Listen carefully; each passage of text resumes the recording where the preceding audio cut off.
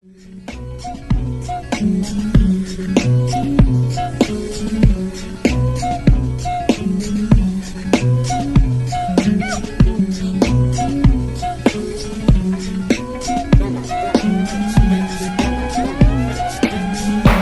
what's going on? It's Emilio Sparks, the Charlie Rose of Hip Hop, the dude from Staten, Captain America Hero for Hire. I'm chilling, CDR, PNC Radio. Tune in. God bless America.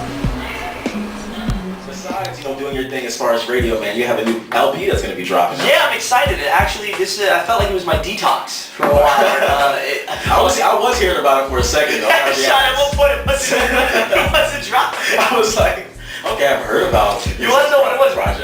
Every time I would do another interview, I guess my popularity would grow. Yeah. So I would meet a new artist, and I was just like, dude, I gotta have you on here. Can I curse on you? Yeah. Oh wow, this is amazing. Fuck. Great. Liberated, right? Oh man, the constraints of my radio show, it's like you can't say fuck.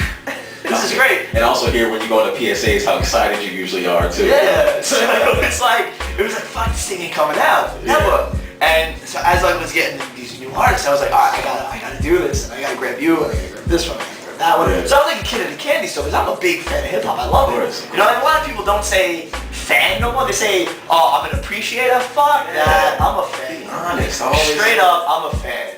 That's just what it is. I get backpack geeky. I know when I met Mos Def, I was like, so track pop. Black on both sides. I love how it was the cover was an homage to Miles Davis, and he just looked at me like, yeah. You know what's so funny though? Whenever you ask an artist that kind of question, they always look at you like, I wasn't even really thinking about it. Yeah, exactly. Like, come on, man. I spent weeks, months listening to this. Listen, deciphering your lyrics, and then you just tell me it is what it is. You just dropped it flat like that. But it was cool. Yeah. Going into the LP though, and you talked about asking different artists to go on the LP. Who's actually featured on? I know the first thing has SO on it. I actually have a list, sir. Oh, that I can run off. Because off the top of my memory, I will not remember this. Okay. So this is who we have. We have SO. We have AC. Donnie Goins, A Pinks. Fresh Daily, 6 Cents. Out of Sight, 8th One. Pressure Curtains. We have the Higher Concept from Staten Island. Big shout out to them. Marty McFly, we have The Real Pack, we have Kel Spencer, we have Lodge, we have Nola Darling, we have Jonathan Swinton, we have Stolly, and I think I'm forgetting one or two, but that sounds like a great lineup though. If you did slip one person out of the cracks, Those 1 or 2 people are not out to cut you. Yeah. No, did I say Curtains? Yeah, you said Curtains. I'm just trying to make sure, because it's a lot of, originally we had 30, okay, but we're also doing a second album soon.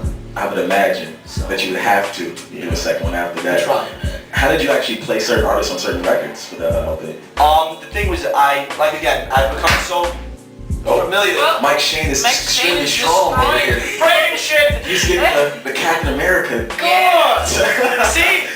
He's just here for show! What was the question? Because Mike Shane just threw me off. How did you go about placing, as far as placing artists on certain records? Again, I got on my hip-hop geek shit. Okay. I just listened for hours to their music, and we just tried to figure out, who could work on what, and again, we would give them a certain amount of tracks, and I'd be like, listen, I really think you should have this one, and it would have some ridiculous name that they would be like, I don't know, the name's a little weird, it was like yo yippity yo yo, some weird shit like that, and they were like, I want to play it, and then they heard it, they were like, all right, I'm gonna rock that. No doubt. Everywhere. So literally. I rep where I come from. I love Staten Island. Okay. As contrary as people like, it's Staten Island. You gotta love where you come from. If you don't love where you come from, then what's the sense of just being an individual? I feel like, unfortunately, Staten Island has a stigma. Yeah. It's not as cool as Brooklyn or the Bronx or Manhattan. You know what I mean? Queens. It's Name all the boroughs. I'm gonna. So it's not as cool because there's a stigma that leads with that. It's uneducated Italians with mob connections or whatever the case may be. Whatever people's dissertation is in Staten Island, that's what it is. But I'm proud of where I come from. I would never want to change how I grew up because I grew up kind of not rough, but it was to the point where when times were tough, times were tough.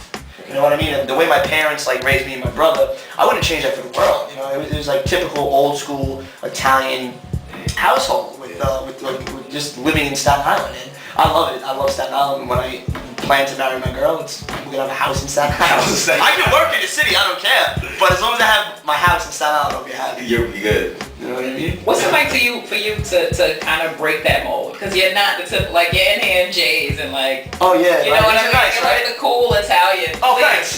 please, yeah. Make sure we get the camera on. Yes. I don't know. To be honest with you, like when I was in high school, we were all clones. Spiky hair, double collar pop, Jesus piece. Okay. That So was you?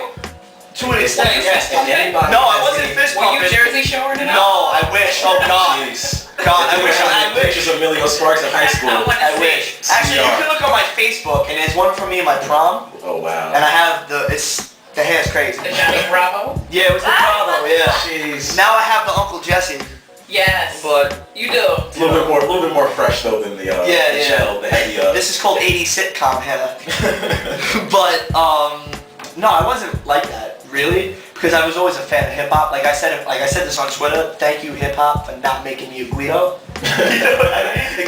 it saved you from that. Yeah, it saved me from that because like when they were pumping, I guess, I don't know, insert obligatory house music that you can trip on ecstasy to here. Okay, jeez. I was listening to Helter Skelter, you know, A Reasonable Doubt. You know, I was studying back because I had to get reconstructive surgery on my own, and my cousin came with a whole bunch of CDs, and it was the 3 CDs that shaped my hip hop taste, and pretty much what I wanted to do was 93 Till Infinity, One of my favorites. Gangstar, and it was 36 Chambers. Yeah, you got to start with me 3. Those are the 3 that I started with, and God I was bless you, just cousin. like, yeah, Sal, hold your head, man, seriously. Yeah. So when I did that, I was just like, this is what I wanted to do. So I kind of started to phase myself out of like that whole like idea of what like the clone was in Staten Island, and like I started to read actual books. You know what I mean? I started to actually read. I actually gave a shit because like in high school it was just like, I'm going to CSI, who cares? Yeah. But then when I got to CSI, the reality set in, this is really hard. So I got to like study. And I studied my favorite author is Jack Kerouac, and I was just like, you know what, I just want this different type of mentality. I don't want to fit the mold there. So to answer your question, yeah, it was changing because I did not want to be the typical Staten Island dude that was comfortable with coming home, you know, going to the bar every weekend and, you know, playing video games. Yeah. And, you know, no disrespect to that because that's you, but to me it was just like, I just got to do more. Of course. And I wanted to actually ask you this too, because you have been doing radio for a few years. What was the point that you actually got into radio in Staten Island? The point that I got into, it's funny, like I said this before, if I never had to get reconstructive surgery on my own, I don't know where I would be, Okay. which is kind of a gift and a curse. So I fell ass backwards into everything, you know, hip hop, the radio. I was heavily influenced by Opie and Anthony, the 2 shock I jocks. loved Opie and Anthony. When First of all, I was awesomeness, right there. Wild Out Wednesdays. Yeah, Whipping Out Wednesdays was great, man. It's great. Showing, come on, see titties, it's great. That's great. You know, and I interned for them for a long time. Wow. And I was so heavily influenced by them, I was like, alright, let me try this. Let me see if I can infuse hip-hop, culture, talk, the essence of what is important to me, Yeah. right? And mix in interesting conversation that they do that's kind of outside this like proverbial box, Yeah. and see whether or not like it'll work.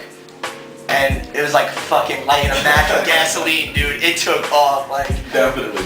And like you guys see it, Holly's been on the show, she's been there. I mean, Listen. it's a blessing to do. Like I come from a really great station. You know, they let me have the creative freedom to do what I do, and I do a really great uncensored podcast too. Big shout outs to the Daps Media Group for letting me just go off and do whatever.